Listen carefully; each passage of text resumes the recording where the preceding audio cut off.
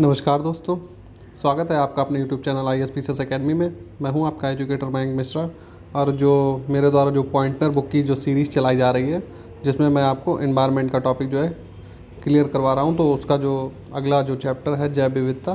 तो आज हम लोग जैव विविधता से जितने भी क्वेश्चन अभी तक पूछे गए हैं, जो कि इस बुक में वन लाइनर फॉर्म में दिए गए हैं, तो एक एक करके हम उन जितने भी फैक्ट हैं एक वन लाइनर, उनको हम लोग जल्दी से रिवाइज़ करेंगे।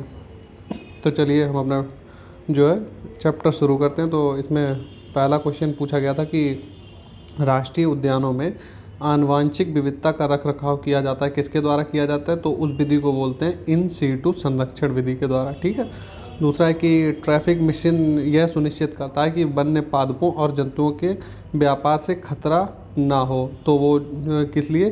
प्रकृति के संरक्षण को जो है खतरा नहीं होना चाहिए। तो ट्रैफिक मिशन दरअसल क्या डिसाइड करता है? देखिए, ट्रैफिक मिशन का मूल उद्देश्य यही है कि जो हमारी जो स्पीसीज़ हैं तो उनका जो है गलत तरीके से अवैध व्यापार नहीं हो, जिससे कि जैव विविधता को खतरा हो जाए।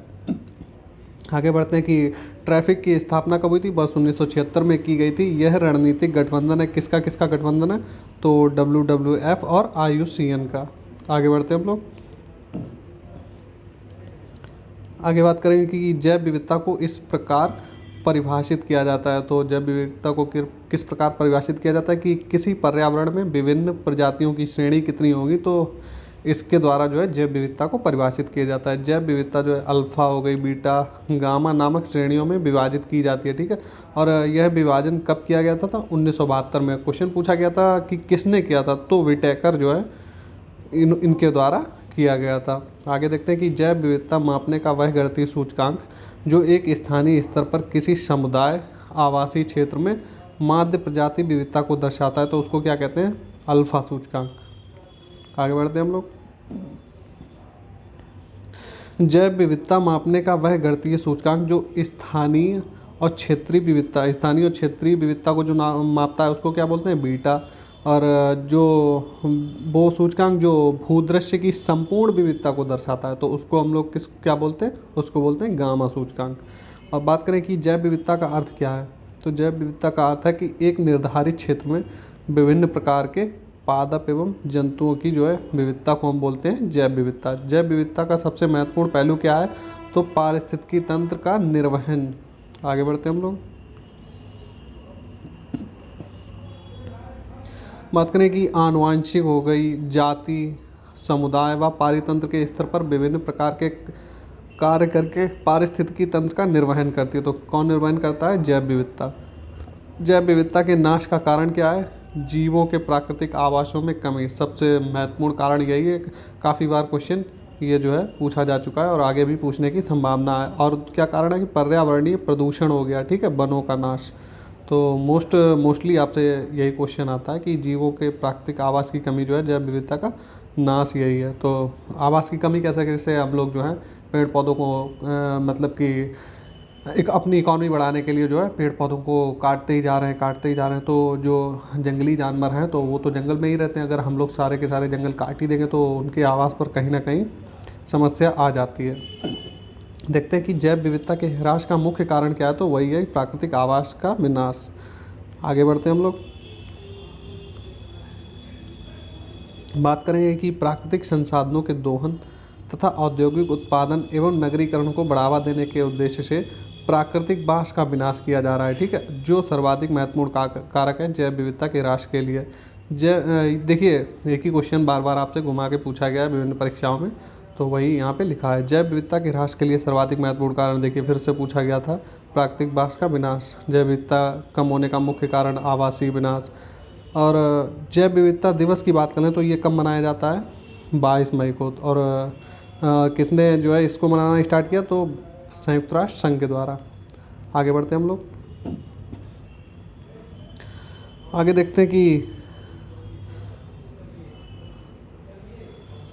संयुक्त राष्ट्र संघ ने दशक 2011 से लेकर 20 को क्या घोषित किया था? तो जैव विविधता का दशक घोषित किया था। भौगोलिक क्षेत्र में जैव विविधता के लिए संकट हो सकते हैं। तो क्या क्या संकट हो सकते हैं? ग्लोबल वार्मिंग यानी वैश्विक तापन, आवास का विखंडन हो गया और विदेशी जाति का संक्रमण। जैव विविधता के लिए सबसे बड़ा खतरा प्राकृतिक आवास और वनस्पतियों का विनाश हो गया, झूम खेती हो गई।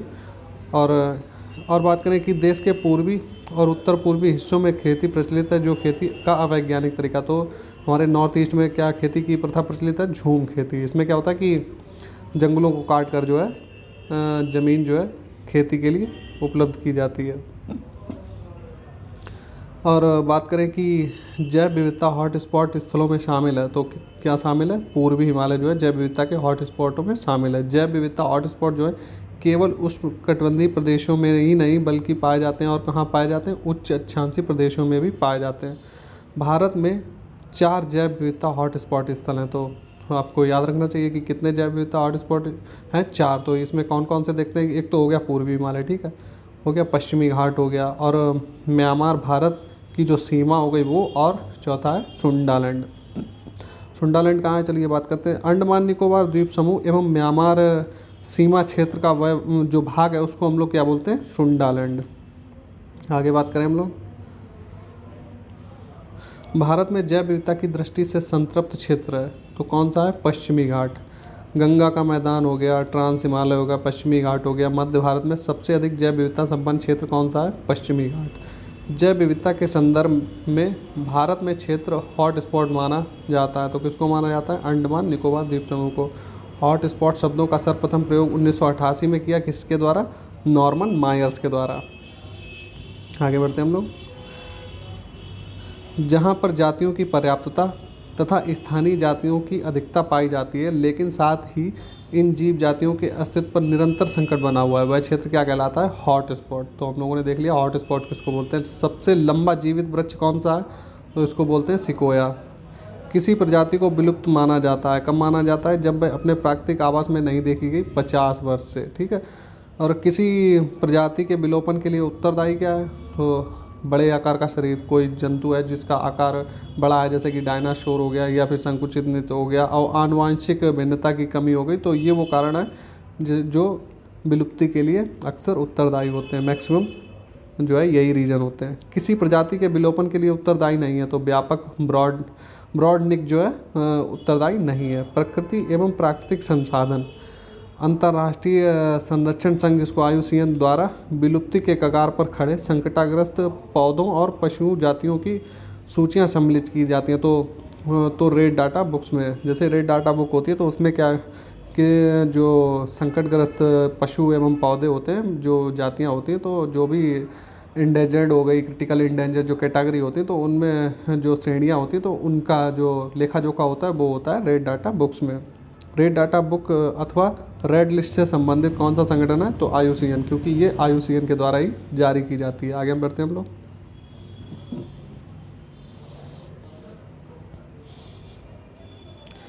बात करें कि प्राणी समूह जो संकटापन्न जातियों के संवर्ग के अंतर्गत आता है, तो कौन कौन से संकटापन्न जीव इस समय?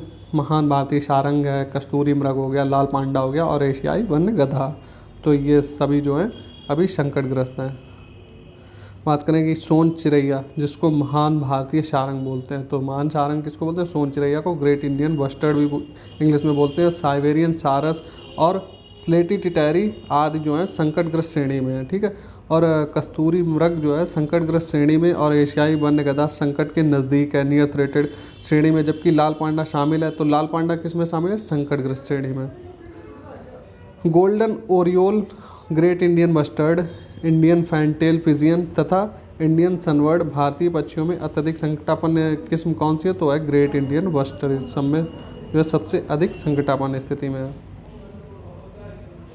यद्यपि भारत की जनसंख्या तीव्र गति से बढ़ रही है, किंतु पक्षियों की संख्या तेज़ी से घट रही है। तो पक्षियों की संख्या क्यों तेज़ी से घट रही है? तो पक्षियों के वास स्थान पर सबसे बड़े पैमाने पर कटौती हो रही है। पेड़ पौधे हम लोग काट ही रहे हैं, और पक्षी जो है पेड़ पौधों पर ही निवास करते हैं।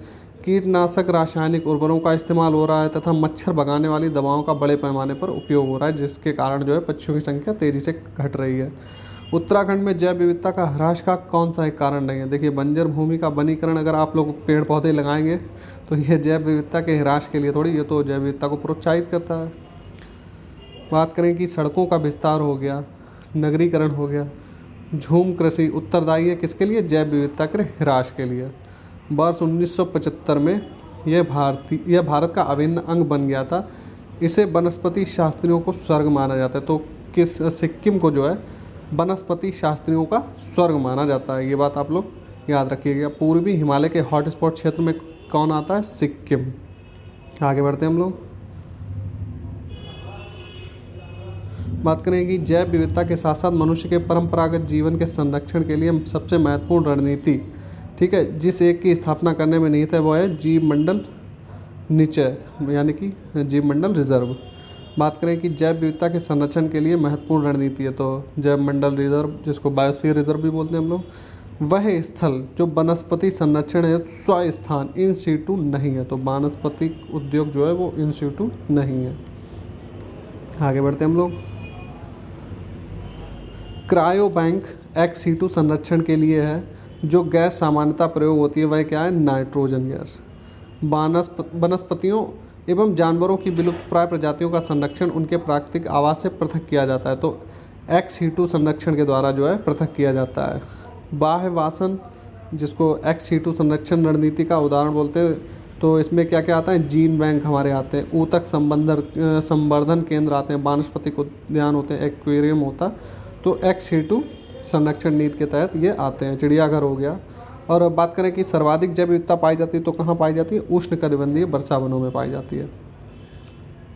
आगे बढ़ते हैं कि गहरे समुद्र और जो है उष्णकटिबंधीय वर्षावन, कोरल रीफ, मरुस्थल में से वह पारिस्थितिकी तंत्र जिसमें प्रजाति विविधता काफ़ी अधिक होती है। तो किसमें होती है? उष्णकटिबंधीय वर्षावन एवं कोरल रीफ में अत्यधिक जो है जैव विविधता पाई जाती है। उष्णकटिबंधीय वर्षावनों का विस्तार कहाँ है? तो 10 डिग्री उत्तर से लेकर 10 डिग्री दक्षिण अक्षांशों के मध्य जो स्थिति है, तो वहाँ पर जो है उष्णकटिबंधीय वर्षावनों का विस्तार पाया जाता है।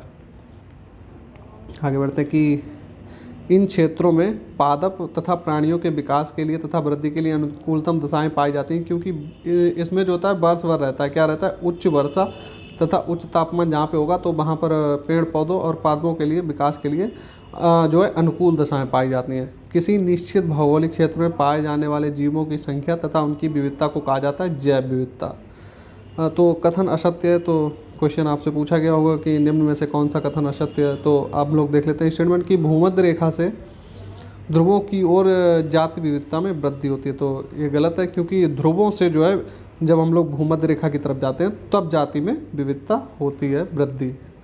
तो उल्टा स्टेटमेंट बना के रख दिया था, तो इसीलिए ये कथन असत्य हो गया था। बात करें कि प्राणियों और पादपों की जाति में अधिकतम विविधता मिलती है, तो कहाँ पे मिलती है? उष्णकटिबंधीय के आर्द्र वनों में। बात करेंगे कि सत्य कथन है। देखिए स्टेटमेंट दे के आपसे क्वेश्चन पूछा गया था, तो सत्य कथन पहचानने थे। तो कौन कौन से सत्य कथन है इसमें जो दिए गए? ये सभी सत्य हैं। तो बात करते हैं कि उष्णकटिबंध शीतोष्ण क्षेत्र की अपेक्षा अधिक जातियों को आश्रय देता है, ठीक है। और दूसरा क्या है कि विशालतम जैव विविधता अमेजनी वर्षावनों में पाई जाती है, ये भी ठीक है। जाति विविधता शीतोष्ण क्षेत्र से ध्रुवों की ओर घटती जाती है, ठीक है। तो तीनों ही स्टेटमेंट ठीक है। आगे देखते हैं कि शांत घाटी हो गई, कश्मीर, सुरमा घाटी तथा फूलों की घाटी में सर्वाधिक जैव विविधता निम्न में से किस में पाई जाती है? तो शांत घाटी में पाई जाती है। साइलेंट वैली कहाँ पर है? केरल में अवस्थित है, वही केरल में। साइलेंट वैली परियोजना जिस राज्य से संबंधित है? केरल से। फूलों की घाटी कहाँ पर अवस्थित है? उत्तराखंड में। आर्द्र क्षेत्र जिन्हें रामसर साइट का दर्जा प्राप्त है, तो कौन कौन से हैं? चिल्का हो गई, लोकटक हो गई, लोकटक झील हो गई, केरला देवघाना जो पार्क है, और बुलर झील, तो इनको जो है रामसर दर्जा प्राप्त है। बात करेंगे कि रामसर सूची में आर्द्र भूमियों, देखिए ये करंट का क्वेश्चन है, तो अब संख्या बदल के 49 हो गई हो या 52, कंफर्म नहीं है, इसको आप घटा बढ़ा सकते हैं। तो ये मैं आप लोगों पे छोड़ रहा हूँ कि आप मुझे कमेंट करके सही संख्या बताएं, या तो 49 होगी या 52, मुझे कंफर्म नहीं है। तो इस क्वेश्चन का आंसर मैं आपको कंफर्म नहीं कर रहा हूँ। मैं उम्मीद करता हूँ कि आप लोग इसको सर्च करने, या अगर किसी को मालूम है तो कमेंट बॉक्स में कमेंट करिए। तो आगे देखते हैं कि रामसर कन्वेंशन के अंतर्गत रामसर स्थल है, तो क्या है? भोज आर्द्र स्थल जो है रामसर स्थल है। रामसर कन्वेंशन संरक्षण से संबंधित है, तो नम भूमि जो है रामसर सम्मेलन संरक्षण से संबंधित है। वेटलैंड दिवस कब मनाया जाता है? 2 फरवरी को। और वेटलैंड दिवस 2021 की मुख्य थीम क्या थी? Wetland and water. तो आप लोगों को याद रखनी चाहिए। देखिए अगर 21 की पूछी गई है तो किसी क्वेश्चन में 22 की भी पूछी जा सकती है, तो आप लोगों को याद रखनी चाहिए, कभी भी पूछी जा सकती है। भारत की सबसे बड़ी अंतर्देशीय लवणीय आर्द्र भूमि कहाँ पर स्थित है? तो गुजरात में। बिहार का प्रथम रामसर क्षेत्र कहाँ पर स्थित था? बेगूसराय में। कवरताल आर्द्र भूमि जिसको बोलते हैं। जीव मंडल आरक्षित परिरक्षण क्षेत्र हैं, तो क्या है, आनुवांशिक विभिन्नता के जो क्षेत्र होते हैं उनको बोलते हैं आरक्षित, जीव मंडल आरक्षित परिरक्षण क्षेत्र। आगे बढ़ते हैं हम लोग। आगे हम लोग बात करेंगे कि प्रवाल विरंजक का सबसे अधिक प्रभावी कारण क्या है, तो सागरीय जल के सामान्य जो टेम्परेचर बढ़ता है तो सबसे प्रभावी कारक यही है। प्रवाल विरंजक समुद्री तापमान, आर्द्रता में वृद्धि, वैश्विक ऊष्मन यानी ग्लोबल वार्मिंग सहित पर्यावरण दबाव के कारण होता है, जिससे जो है सहजीवी सहवाल का मोचन और साथ ही घटित होता है, क्या क्या घटित होता है, प्रवालों की मृत्यु हो जाती है। जिनमें प्रवाल भित्तियाँ देखिए कहाँ कहाँ पर हैं प्रवाल भित्तियाँ, अंडमान एवं निकोबार द्वीप समूह में है, कच्छ की खाड़ी में और मन्नार की खाड़ी में भी प्रवाल भित्तियाँ पाई जाती हैं। आगे बात करेंगे कि जो सर्वप्रथम बायोडाइवर्सिटी शब्द का प्रयोग किसने किया था, तो ये किया था वाल्टर जी रोसन ने। जैव विविधता जिन माध्यमों द्वारा मानव अस्तित्व का आधार बनी है, तो किसके द्वारा बनी है, मृदा के निर्माण के द्वारा, मृदा अपरदन की रोकथाम, अपशिष्ट का पुनर्चक्रण होना चाहिए, सस्य परागण होना चाहिए। बात करें संयुक्त राष्ट्र, ये क्वेश्चन रिपीटेड है, वही जैव विविधता दशक वाला अभी जो हम लोग ऊपर देख चुके हैं। बात करेंगे कि भारत का प्रथम national centre for marine biodiversity park कहाँ पर स्थित है, तो ये है गुजरात के जामनगर में। पारिस्थितिकी तंत्र की जैव विविधता की बढ़ोतरी के लिए उत्तरदायी नहीं है, तो क्या उत्तरदायी नहीं है, पोषण स्तरों की कम संख्या उत्तरदायी नहीं है।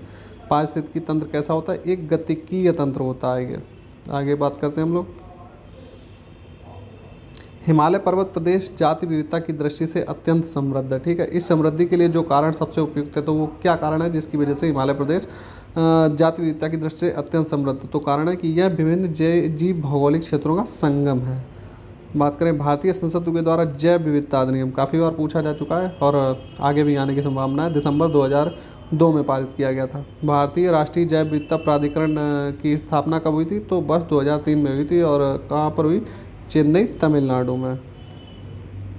आगे बात करेंगे कि राष्ट्रीय जैव विविधता प्राधिकरण भारत में कृषि संरक्षण में सहायक है, तो ये किस तरीके से सहायक है, ये जैव चोरी को रोकता है तथा देसी और परंपरागत आनुवांशिक संसाधनों का संरक्षण करता है। एनबीए की अनुशंसा के बिना जो है आनुवांशिक जैविक संसाधनों से संबंधित बौद्धिक संपदा अधिकार है तो आवेदन नहीं किया जा सकता है। आगे बढ़ते हैं हम लोग। सीवक थोन की बात करें, सीवक थोन के विश्वव्यापी मार्केट की बड़ी संभावनाएं हैं। इस पेड़ के बेर में देखिए सीवक थोन है क्या, बेसिकली ये एक जो है पेड़ है, तो इसका जो बेर होता है यानी कि फल में विटामिन होता है और पोषक तत्व जो हैं प्रचुर होते हैं। चंगेज खां, देखिए इसमें चंगेज खां का भी नाम ऐड है। देखिए ये जो क्वेश्चन है यूपीएससी में आया हुआ है, तो यूपीएससी वाले क्या करते हैं कि बच्चे स्टूडेंट का माइंड डाइवर्ट करने के लिए उसमें किसी का भी नाम ऐड कर देते हैं, तो और लंबा क्वेश्चन बना देंगे तो जिससे कि स्टूडेंट कंफ्यूज हो जाए। तो चंगेज खां ने इसका प्रयोग अपनी सेना की ऊर्ज्वास्विता को, मतलब कि ऊर्जा को जो है उन बढ़ाने के लिए किया था। रूसी कॉस्मोनॉट ने इसके तेल को कॉस्मिक विकिरण से बचाव के लिए किया था, ठीक है। भारत में यह पौधा कहाँ पर पाया जाता है, तो लद्दाख में पाया जाता है। बेसिकली क्वेश्चन यही था कि सीवक थोन जो है पौधा भारत में कहाँ पर पाया जाता है, लद्दाख में, और मतलब कि इसको स्टूडेंट को कन्फ्यूज करने के लिए इतना बड़ा स्टेटमेंट बना के रख देते हैं क्वेश्चन में।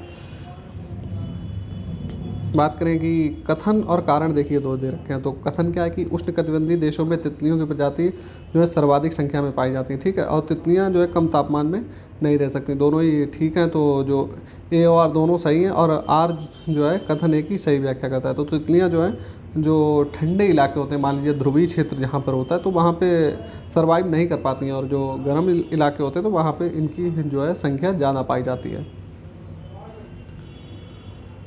आगे हम लोग देखेंगे कि भारत सरकार सीवक थोन की खेती को प्रोत्साहित कर रही है। इस पादप का क्या महत्व है, तो मृदा क्षरण, कोई भी पौधा आप लगाएंगे तो मृदा क्षरण में तो नियंत्रण वो करता ही है, और क्या है मरुस्थलीकरण हर पौधा करेगा। लेकिन मेन रीज़न क्या है कि इसमें पोषक मान होता है और ये उच्च तुंगता वाले ठंडे क्षेत्रों में भी जीवित रहने के लिए भली भांति अनुकूलित होता है, ठीक है। तो मेन रीज़न इसका ये है। बात करेंगे कि भारत में लेह बेरी के नाम से, देखो सीवक थोन का नाम एक और क्या आम को मिला, लेह बेरी के नाम से लोकप्रिय एक पर्णपाती झाड़ी है, ठीक है। तो ये एक झाड़ी है और बात करें अगले क्वेश्चन की, पिछले 10 वर्षों से गिद्धों की संख्या में एकाएक गिरावट आई है, इसके लिए उत्तरदायी कारक एक साधारण सी दर्द निवारक दवा है जिसका उपयोग किसान जो है पशुओं के दर्द निवारक के लिए, बुखार इलाज के लिए किया जाता है। देखिए ऐसा होता है, पशुओं को जो दर्द या बुखार उनको आ जाता है तो उनको कौन सी टेबलेट खिलाई जाती है, तो डाइक्लोफेनिक टेबलेट होती है, जो डाइक्लोफेनिक जिसको सोडियम बोलते हैं केमिस्ट्री की भाषा में, तो वो टेबलेट खिलाई जाती है। और जब पशु मर जाते हैं तो पशु मरने के बाद में जो उनका मृत शरीर होता है तो उसको कौन खाता है, गिद्ध खाते हैं, ठीक है। तो जो ये दवा है तो इसका इफेक्ट गिद्धों पे पड़ता है, जिसकी वजह से उनकी भी मृत्यु हो जाती है, इन्फेक्शन वगैरह हो जाता है, जिसकी वजह से गिद्धों की संख्या में कमी हुई है। भारत में गिद्धों की कमी का अत्यधिक प्रमुख कारण क्या है, जानवरों को दर्द निवारक दवा देना।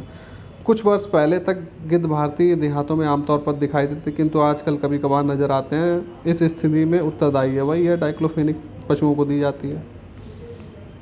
आगे बात करें कि मॉरिशस में एक वृक्ष प्रजाति प्रजनन में असफल रही, ठीक है। तो प्रजनन में असफल रही क्योंकि एक फल खाने वाला पक्षी विलुप्त हो गया। तो वो कौन सा पक्षी था, डोडो पक्षी था। तो ये क्या करता था कि जो ऐसा था, इस पक्षी का काम क्या था, ये फल खाता था और जो मल के द्वारा इसकी गुठली जो थी वो एरिया में फैला देता था। अब ये पक्षी नहीं रहा तो इसके जो फल खाने वाले जो जीव जंतु, मतलब कि बेसिकली मेन यही था वहाँ पे, तो पक्षी अब ये खाता नहीं, मतलब कि पक्षी ही जब संख्या कम हो गई तो जो गुठली जो फैलाता था मल के द्वारा तो वो काम अब प्रोसेस बंद हो गई है। तो इसी वजह से जो है कि वृक्षों की संख्या भी कम हो गई है इसकी धीरे धीरे। बात करें कि मॉरिशस में टम्बलाकोक, जिसे डोडो वृक्ष के नाम से भी जाना जाता था, प्रजनन में असफल रहा, जिसकी वजह से यह वही सेम क्वेश्चन है, डोडो प्रजाति की विलुप्ति की वजह से। बात करेंगे कि भारतीय वन्य जीवन के संदर्भ में उड्डयन वल्गुल फ्लाइंग फॉक्स है। तो फ्लाइंग फॉक्स क्या है, चमगादड़ है।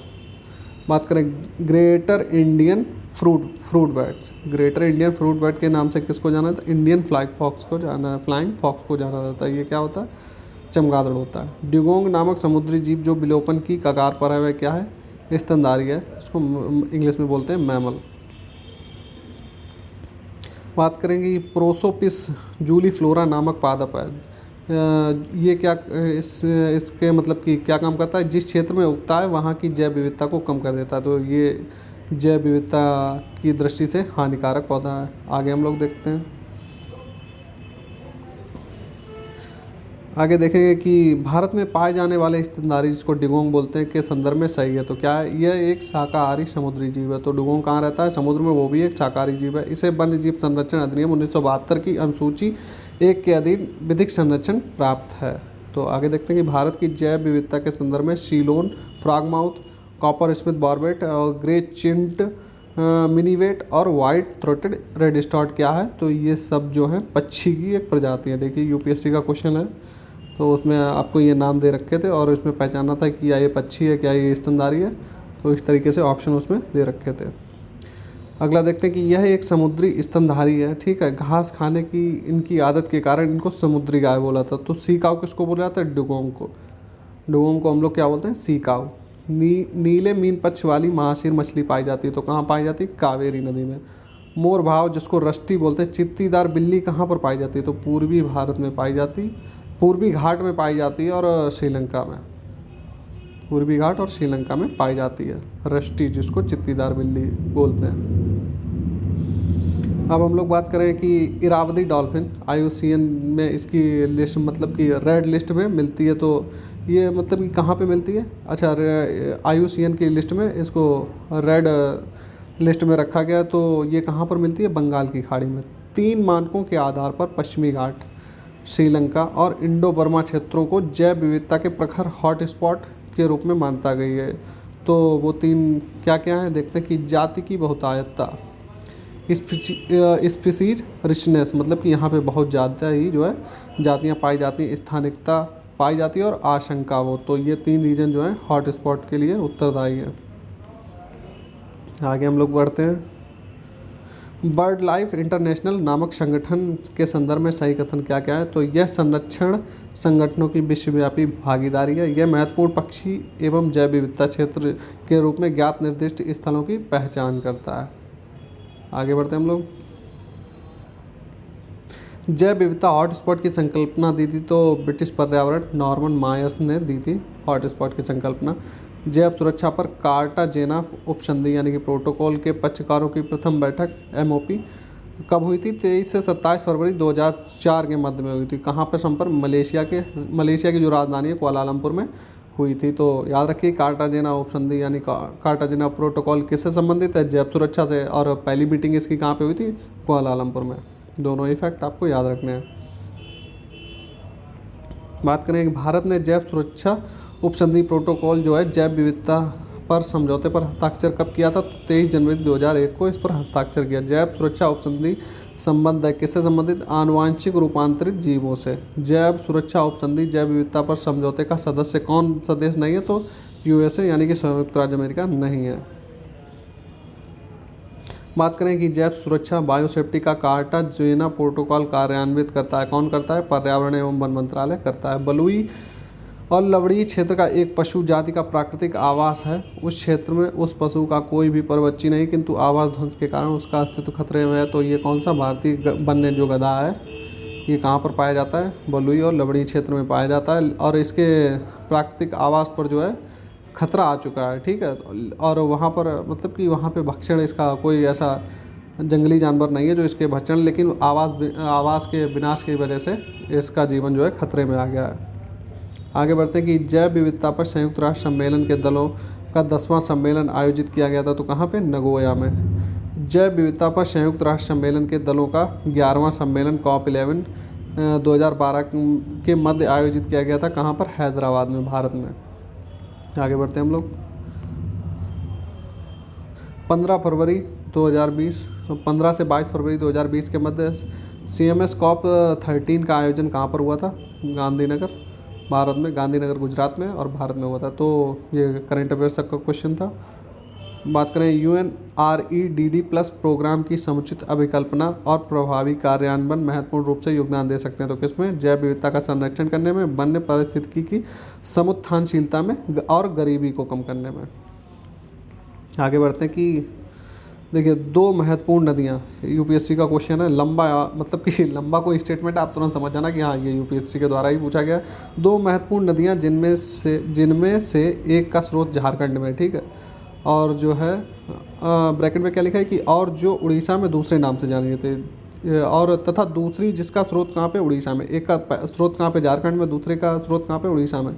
समुद्र में प्रवाह करने से पूर्व एक स्थान पर संगम करती हैं जो बंगाल की खाड़ी से कुछ दूर है। यह वन्य जीवन तथा जैव विविधता का प्रमुख स्थल है और सुरक्षित करता है। वह स्थल क्या है? भितरकनिका। ठीक है, उड़ीसा में है भितरकनिका। आगे बात करते हैं कि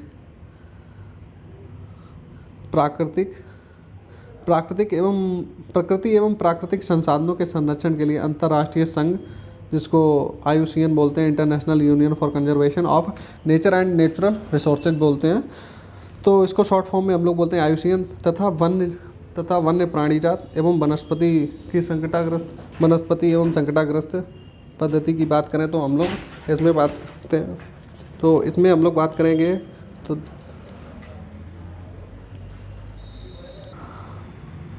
दोस्तों डिस्टर्बेंस के लिए माफ़ी चाहूँगा, किन्हीं कारणवश वीडियो जो है रोकना पड़ा। चलिए हम लोग दोबारा से क्वेश्चन पढ़ते हैं। प्रकृति एवं प्राकृतिक संसाधनों के संरक्षण के लिए अंतर्राष्ट्रीय संघ, जिसको IUCN बोलते हैं, तथा और जो है IUCN किसके लिए काम करता है? प्रकृति एवं प्राकृतिक संसाधनों के संरक्षण के लिए। और वन्य प्राणी जात एवं वनस्पति जात की संकटापन्न स्पीसीज़ के जो अंतर्राष्ट्रीय व्यापार पर जो कन्वेंशन हुआ है, साइट्स जिसको बोलते हैं convention on international trade in endangered species of wild fauna and flora के संदर्भ में क्या क्या सही है? चलो हम लोग देखते हैं। तो इसमें स्टेटमेंट हम लोग देखते हैं जो दिए गए थे। तो IUCN जो है वो प्राकृतिक पर्यावरण के बेहतर प्रबंधन के लिए विश्व भर में हजारों क्षेत्र परियोजनाएं चलाता है। और साइट्स क्या करता है? साइट्स उन राज्यों पर वैध रूप से आबद्ध करे जो इसमें शामिल हुए हैं, ठीक है, और लेकिन यह कन्वेंशन जो है राष्ट्रीय विधियों का स्थान नहीं लेता है। तो ये स्टेटमेंट दिए गए थे, ये आपके राइट स्टेटमेंट हैं। आगे बढ़ते हैं कि IUCN एक अंतर्राष्ट्रीय संगठन है जो प्रकृति संरक्षण एवं प्राकृतिक संसाधनों के सतत प्रयोग के क्षेत्र में कार्यरत है। यह अंग नहीं है, तो ये किसका अंग नहीं है? संयुक्त राष्ट्र का। आगे बढ़ते हैं कि पारितंत्र एवं जैव विविधता का अर्थतंत्र नामक पहल के संदर्भ में सही है। तो इसमें क्या सही है देखते हैं। तो इसमें जो है सही है कि क्या क्या सही है कि यह एक विश्वव्यापी पहल है, मतलब कि वर्ल्ड वाइड है। और जो है कि जो जैव विविधता के आर्थिक लाभों के प्रति ध्यान आकर्षित करने पर केंद्रित है, और यह एक ऐसा उपागम प्रस्तुत करता है जो पारितंत्रों और जैव विविधता के मूल्य की पहचान, निदर्शन और अभिग्रहण में निर्णयकर्ताओं की सहायता करता है। आगे देखते हैं हम लोग, बात करेंगे TEEB की। तो क्या है ये? तो ये जो है संयुक्त राष्ट्र पर्यावरण कार्यक्रम के अंतर्गत करने वाली एक संस्था है, ठीक है। तो इसका कार्यालय कहाँ पर है, पूछा गया था क्वेश्चन में। तो इसका कार्यालय जिनेवा में, स्विट्जरलैंड में। सिंहपुच्छ वानर मकॉक जिसको बोलते हैं अपने प्राकृतिक आवास में पाया जाता है। तो तमिलनाडु, केरल एवं कर्नाटक में पाया जाता है। भारत में प्राकृतिक रूप से पाए जाते हैं तो काली गर्दन वाला जो सारस है, और कृष्णगीप सारस जिसको बोलते हैं, और उड़न गिलहरी बोलते हैं कंदली जिसको, और हिमतेंदुआ जो है प्राकृतिक रूप से भारत में पाए जाते हैं। आगे बढ़ते हैं कि चीता को भारत से विलुप्त घोषित किया गया था। तो कब किया गया था? 1952 में। समुद्र तल से 3000 से 4500 मीटर की ऊंचाई पर पाया जाता है तो हिमतेंदुआ पाया जाता है। बात करेंगे जम्मू कश्मीर का राज्य पक्षी कौन सा है? तो काली गर्दन वाला सारस। भारत में सर्वाधिक उड़न गिलहरियाँ कहाँ पर हैं? हिमालय के पर्वतीय क्षेत्रों में। शीत निष्क्रियता की परिघटना का परीक्षण किया जाता है। तो कौन कौन से जो जीव हैं वो शीत निष्क्रियता में चले जाते हैं? तो चमगादड़ हो गया, भालू हो गया, और कृंतक जिसको रोडेंट बोलते हैं। इसमें शीत निष्क्रियता के लक्षण इन जो है जीवों में पाए जाते हैं। आगे देखते हैं कि समशीतोष्ण यानी कि टेम्परेट जो है, और शीत प्रधान देशों में रहने वाले जीवों की उष्ण निष्क्रिय तथा अवसन्न अवस्था को, जिनमें वहाँ के अनेक प्राणी जाड़े की ऋतु बिताते हैं, तो क्या बोलते हैं? शीत निष्क्रियता। आगे देखते हैं कि गिलहरियाँ हो गई, छछूंदर, चूहे, मूषक आदि स्तनधारी प्राणी आते हैं। तो किस कैटेगरी में आते हैं? कृंतक श्रेणी में आते हैं, जिनको रोडेंट बोलते हैं। बात करेंगे कि उच्चतर अक्षांशों की तुलना में जैव विविधता सामान्यता अधिक होती है। कहाँ पे होती है? निम्न अक्षांशों पे। पर्वतीय प्रवणताओं यानी कि ग्रेडियंट्स में उच्चतर उन्नतांशों की तुलना में जैव विविधता सामान्यता कहाँ पर होती है? निम्नतर उन्नतांशों में। अंडमान और निकोबार द्वीप समूह में पाया जाता है तो लवण जल का मगर पाया जाता है। आगे देखते हैं हम लोग, बात करें कि अंडमान एवं निकोबार के समुद्री जीव जंतुओं में डुगोंग हो गया, डॉल्फिन, व्हेल, साल्ट वाटर समुद्री कछुआ, समुद्री सांप आदि सामान्य रूप से बहुतायत में पाए जाते हैं। विशाल हिमालय श्रृंखला में पाए जाते हैं। श्रू एवं टैपीड जो हैं वो विशाल हिमालय श्रृंखला में पाए जाते हैं। बात करें कि भारत में उत्तर पूर्व के सघन वनों में रहता है तो स्लो लोरिस जो है भारत के उत्तर पूर्व के सघन वनों में रहता है। आगे बात करें कि वृक्षों पर रहने वाला स्तनधारी जिसका जूलॉजिकल नाम एलुरस फल्गेंस है, तो इसको क्या बोला जाता है? Red panda. भारत में रेड पांडा प्राकृतिक रूप से कहाँ पे पाया जाता है? उत्तर पूर्व भारत के उप हिमालयी क्षेत्रों में। यह ज्ञान के विकास और संग्रहण के लिए व्यावहारिक अनुभव का बेहतर नीतियों हेतु पक्ष समर्थन करने के लिए क्षेत्र स्तर पर कार्य करता है। तो कौन कार्य करता है? Wetlands international. आगे बढ़ते हैं हम लोग, तो आगे हम लोग देखेंगे कि वेटलैंड्स जो इंटरनेशनल एक गैर सरकारी संस्था है एवं गैर लाभकारी वैश्विक संगठन है जो आर्द्र भूमियों एवं उनके संसाधनों को बनाए रखने तथा उन्हें पुनः स्थापित करने हेतु कार्यरत है। तो इसका मुख्यालय पूछा गया था तो कहाँ पे है ये? नीदरलैंड में।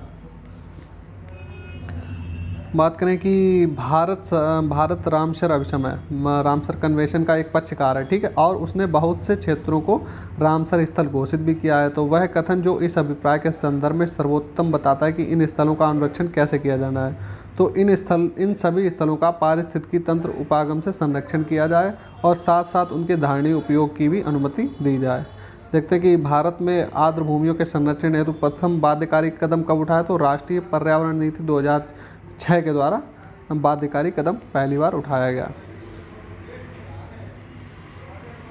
बात करें कि आर्द्र भूमि संरक्षण प्रबंधन नियम घोषित किए गए। कब घोषित किए? 2010 में। भारत रामसर अभिसमय का एक पक्षकार है और उसने बहुत से क्षेत्रों को रामसर स्थल घोषित भी किया है ताकि इन सभी स्थलों का पारिस्थितिकी तंत्र के लिए संरक्षण किया जा सके और साथ साथ अनुमति दी जा सके।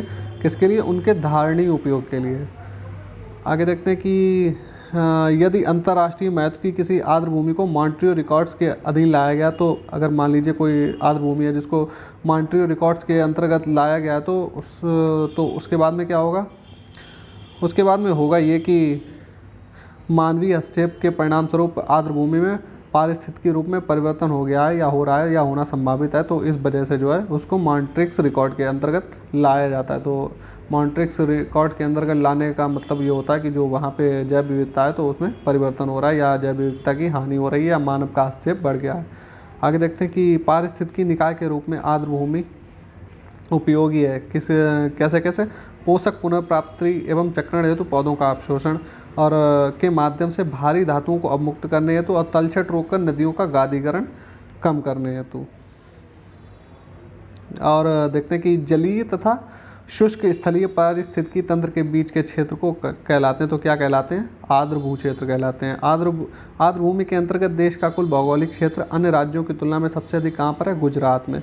भारत में तटीय आर्द्र भूमि का कुल भौगोलिक क्षेत्र और आंतरिक आर्द्र भूमि के कुल भौगोलिक क्षेत्र से कम है। देखिए जो तटीय आर्द्र भूमि का कुल भौगोलिक क्षेत्र जो है वो आंतरिक, देखिए जो हमारा देश है भारत, तो उसके जो देखिए जो भारत हमारा देश है तो उसमें बात क्या है कि जो समुद्र से लगे हुआ तट जो है, तो यहाँ पे जितनी भी आर्द्र भूमियाँ पाई जाती हैं, ठीक है। तो अब बात ये कह रहा है जो ये वाला जो क्षेत्र है और अंदर जो आर्द्र भूमियाँ हमारी पाई जाती हैं, ठीक है, अंदर जो आर्द्र भूमियाँ पाई जाती हैं तो इनमें से क्षेत्र किसका ज़्यादा है? तो बात करें कि जो आंतरिक आर्द्र भूमियों का जो क्षेत्र है वो ज़्यादा है।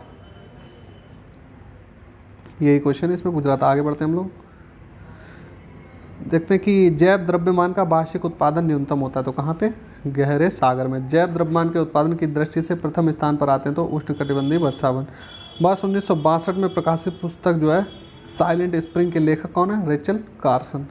टुमारोज बायोडाइवर्सिटी पुस्तक किसने लिखी है? वंदना शिवा ने। आगे बढ़ते हैं हम लोग,